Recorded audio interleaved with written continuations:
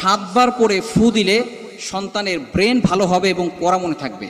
এখন অনেক মাই আমাদের কাছে ফোন দিয়ে বলে, হুজুর আমার সন্তানের পড়া মুখস্থ হয় না এবং তার ব্রেনের ভিতরে কিছু ধরে না। বিশেষ করে ব্রেন প্রশস্ত হবে এবং ব্রেনটাকে আল্লাহ তাআলা প্রশস্ত করে দিবেন, ইন্টেলেকচুয়াল পাওয়ার, মেধাশক্তি আল্লাহ পাক রব্বুল আলামিন বাড়িয়ে দিবেন যদি একটি সূরার আমল করতে পারি। অবশ্যই প্রত্যেকটা মা বাবাই চান তার সন্তান যাতে করে মেধাবী হয় এবং তার সন্তানরা সঠিক শিক্ষা পেতে পারে। এজন্য খাবারের তালিকাও কিছু খাবার রাখা দরকার। বিশেষ করে মধুর ভিতরে কিন্তু শেফা রয়েছে, এটা আমরা অনেকেই জানি। সূরাতুন নাহাল, মৌমাছির নামে আল্লাহ পাক রব্বুল আলামিন একটা সূরাও নাজিল করে দিয়েছেন এবং সূরাতুন নাহালের 63 নম্বর আয়াত পড়বেন।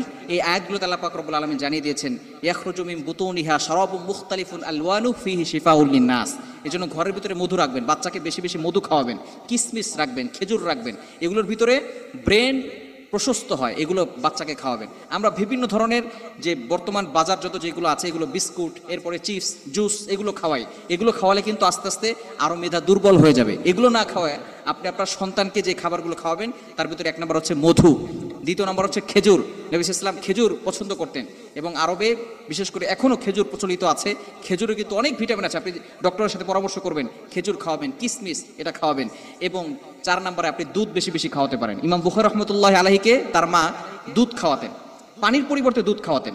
এবং ইমাম বুখারী রাহমাতুল্লাহি আলাইহি বলছেন, তার জীবনীতে আছে পড়বেন, যে তিনি বলছেন যে আমার মা আমাকে পানির পরিবর্তে দুধ খাওয়াতো, যার কারণে আল্লাহ পাক রব্বুল আলামিন আমার মেধাটাকে প্রশস্ত করে দিয়েছেন।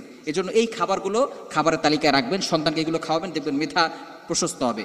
এবং একটি সূরা পড়বেন, 7 বার পরে বাচ্চার মাথায় ফু দিয়ে দিবেন, অথবা বাচ্চার মাথায় এভাবে হাত রেখে 7 বার এই সূরাটি পড়বেন। সেই সূরাটি হচ্ছে সূরাতু আলাম নাশরাহ, পবিত্র কোরআনুল কারীমের 94 নম্বর সূরা। আলাম নাশরাহ লাকা সাদরাক ওয়া ওয়াদানা আনকা বিজরাক আল্লাযী আনকাযা যাহরাক ওয়া রাফা'না লাকা যিকরাক ফাইন্না মা'আল উসরি ইসরা ইন্না মা'আল উসরি ইসরা ফাইযা ফারাগতা ফানসাব ওয়া ইলা রাব্বিকা ফারগাব। এটা 7 বার পড়বেন। কিভাবে পড়বেন? আপনি এই যে সূরাটা, এটা মাথায় পরে ফু দিতে পারেন, আবার পানির ভিতরে ফু দিয়ে ওই পানিটাও আপনার সন্তানকে খাওয়াতে পারেন।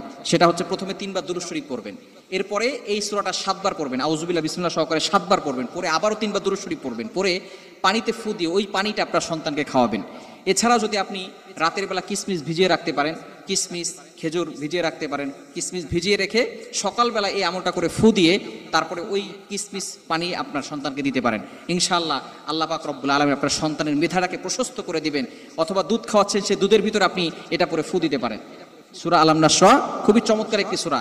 এটাকে আল্লাহ পাক রব্বুল আলামিন আপনার সন্তানের মেধা প্রশস্ত করে দিবেন, ইন্টেলেকচুয়াল পাওয়ার মেধা প্রশস্ত করে দিবেন এবং তার মেধা শক্তি আরো বৃদ্ধি পাবে যদি এই সূরার আমলটা করতে পারেন। মনে রাখবেন, কোরআনের ভিতরে শেফা আছে। আল্লাহ পাক রব্বুল আলামিন পবিত্র কোরআনুল কারীমের ভিতরে নিজে বলে দিয়েছেন, 15 নম্বর পারা 9 নম্বর পৃষ্ঠার 2 নম্বর লাইন, সূরা বানী ইসরাঈলের 82 নম্বর আয়াতে রব্বুল আলামিন বলেন, ওয়া নুনাজ্জিলু মিনাল কুরআনি মা হুয়া শিফাউ ওয়া রাহমাতুল লিল মুমিনিন। আমি আল্লাহ তাআলা এই কোরআনটাকে মুমিনদের জন্য রহমত স্বরূপ, শেফা স্বরূপ নাজিল করে দিয়েছি। এই কোরআনটা মুমিনদের জন্য হচ্ছে রহমত এবং শেফা। কোরআনের ভিতরে শেফা রয়েছে। আপনি একীরের সাথে, বিশ্বাসের সাথে আমল করেন, দেখবেন অবশ্যই ফলাফল পাবেন। আল্লাহ তাআলা আমাদের সকলকে আমলগুলো করার তৌফিক দান।